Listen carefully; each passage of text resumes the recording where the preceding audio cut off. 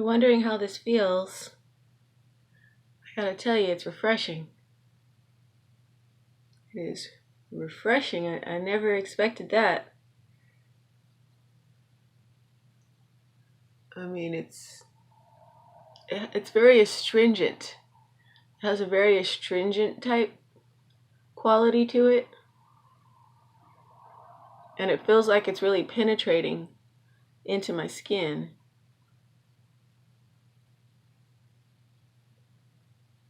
And it feels cool and refreshing. And my scalp feels refreshing as well. Feels refreshed. So far, I'm really impressed with this. So I'm gonna go take a shower in like 15 minutes. But to be honest with you, I'm really not in a hurry to take a shower.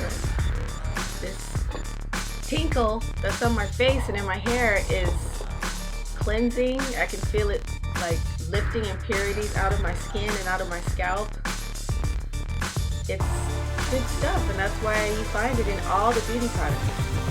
I've been using it on my plants and my hemp plants, and they've been really thriving and loving it. So I thought, well, let's just see what it would be like to use this on me. There's a clip that I wanted to show in this video of a man who talks about how people used to use urine back in the day for different things like... Now, a majority of you are probably pulling this face and thinking this subject is completely disgusting and why am I talking about it? But this is mainly down to modern society telling us it's nothing but a waste product. In the past, urine was used for so many different things all across the ages. Around the 16th century, people found that urine was actually really good at removing stains and bleaching clothes. The ancient Romans took it one step further and actually used it for a mouthwash that cleaned and whitened teeth. Urine can also be used to rehydrate skin. It can also be used for many things such as psoriasis, eczema, corns, and calluses. They also used urine to tan and soften certain animal hides to use as leather from shoes, belts, uniforms, and clothes. Romans were so obsessed with the use of urine they actually imported a majority of it from Portugal as they found this was the best. Moving even further back in history, urine was actually used to cure tobacco. This tobacco was used throughout the ages for cigarettes, peace pipes, and cigars. And if you remember the 5th of November in 1605, urine was actually used as a key ingredient to produce gunpowder. So now you've had a brief history lesson on how urine has been used throughout the ages, it's time to look at your own. So here's a colour chart for what your urine may look like. The colour of your urine is really important, not only for this project, but for your general health. Ideally, you want to aim for the first 3 or 4 in this colour range. If the colour of your urine is more at the lower end of this chart, you really are dehydrated. Staying this dehydrated for long periods of time can seriously put a strain on your kidneys. The best advice is to drink around 8 glasses of water a day. Keeping well hydrated not only gives you a good supply of urine for this project, but it also benefits your memory, your kidneys, your liver, and even your digestive system. Drinking a good amount of water daily will genuinely make your health a lot better. But so far the facial and like the hot pea treatment in my hair it's like really making me happy. Like it's lifting my spirit. I don't know, it's yellow, it's happy.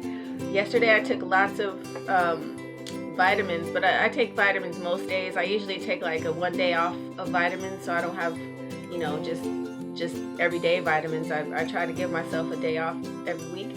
But yesterday I had B vitamins, so my pee is extra like orange, and it's just the B vitamins that are excreted through the urine, whatever you don't use, you know, and that's the same for all the vitamins. So actually, you could probably, if you wanted more sulfur in your pee, you could eat sulfuric vegetables or sulfur supplements, as well as calcium, vitamin C, vitamin A, D, E, whatever it is that you want, the qualities that you want your pee to have, you can just eat that or take a supplement and then it'll come out in the next day. Right now I have B vitamins in my pee and I'm feeling alert, you know, everything that the B vitamin says on the package, alertness, you know, focus, calmness, all those things. I'm feeling all of those things. It just looks... Hey, so I washed the pee out of my hair and I thought, well, I'll just take this this opportunity to share my little hair conditioning routine with you. I've been wanting to make hair video too, and I'll do that at another time, but this is just to show I make my own shampoo. This is a shampoo bar. This has coconut oil, cocoa butter, like, you know, from chocolate cocoa beans, and olive oil. It's very deeply conditioning, but it, you know, it does have lye, so it washes, and it is soap.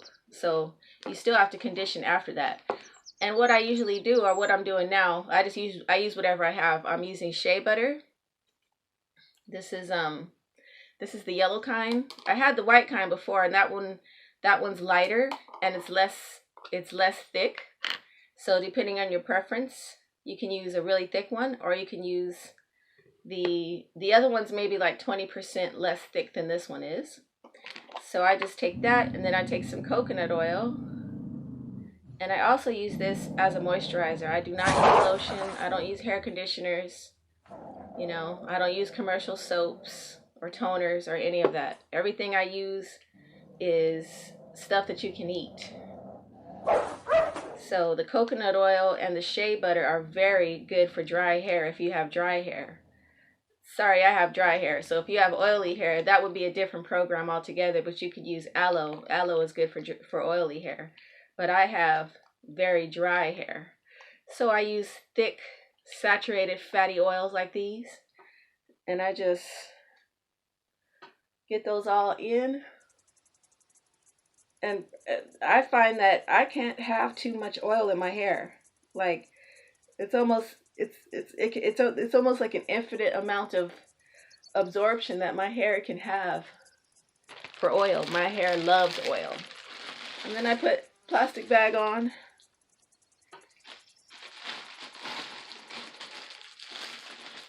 For a hot oil treatment. And I basically sit under the dryer like this